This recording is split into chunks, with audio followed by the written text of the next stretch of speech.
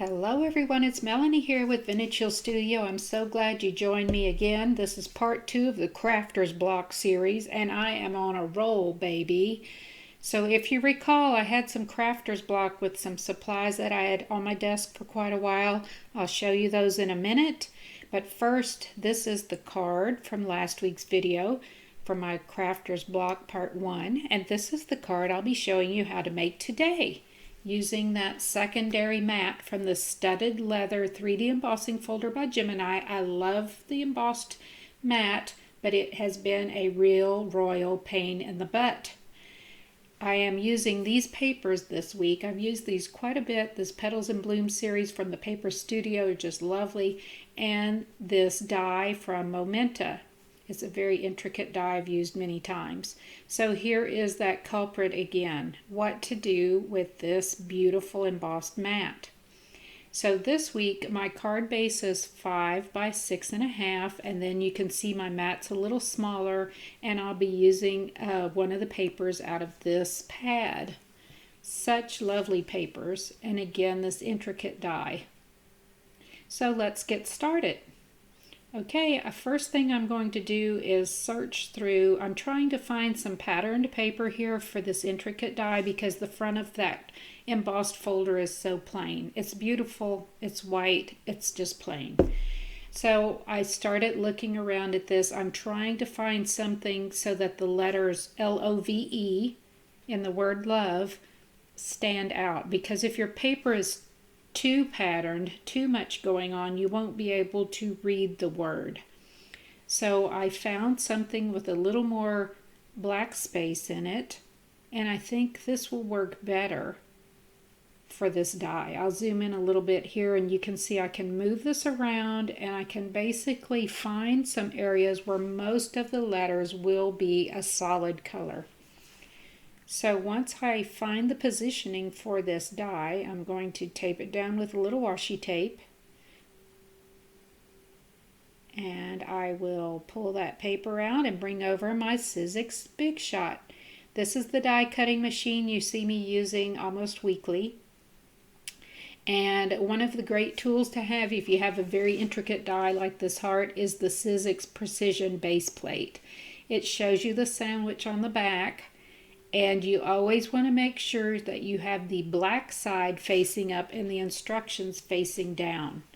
So you put that right down on your machine, adjust your die, add a top plate, and run it through.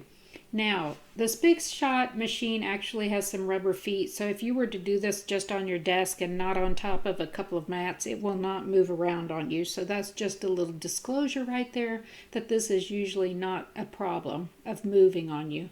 It's just that I have it sitting on top of things that I shouldn't. Now you can see it did not cut as cleanly as I'd like, so I'm going to flip it over with the die facing up, add my top plate, and run it through again. And that is all I need. And you will see this practically falls out of the die. So again, this precision base plate is your friend if you have intricate dies like this. It just makes your life so much easier. Watch when I remove this washi tape. Almost all of the pieces and parts fall out. There's very few left, and all I need to do is bring over my Spellbinders tool-in-one and just get those little pieces removed, and I will be good to go. Look at this beautiful die cut. Now you see what I was talking about, where I wanted those letters to be in a basic color with not much detail going on, so that they really stand out and it's easy to read the word love. So there you go. I think that turned out beautifully. Okay, now that's going to go right on the front of my card and really stand out against that white 3D embossed background. And I'm trying to figure out if I want some dimension there behind my mat, and I decided that I do, so I'll bring over my foam tape. Just going to add some strips very quickly to the back here, and I'm using my titanium scissors. These are great to have on hand if you're cutting through any kind of sticky material. Just make sure your blades are cleaned every so often, and they will do the job of cutting through that material without any problem. So I'll get my little 4 pieces of foam tape put down.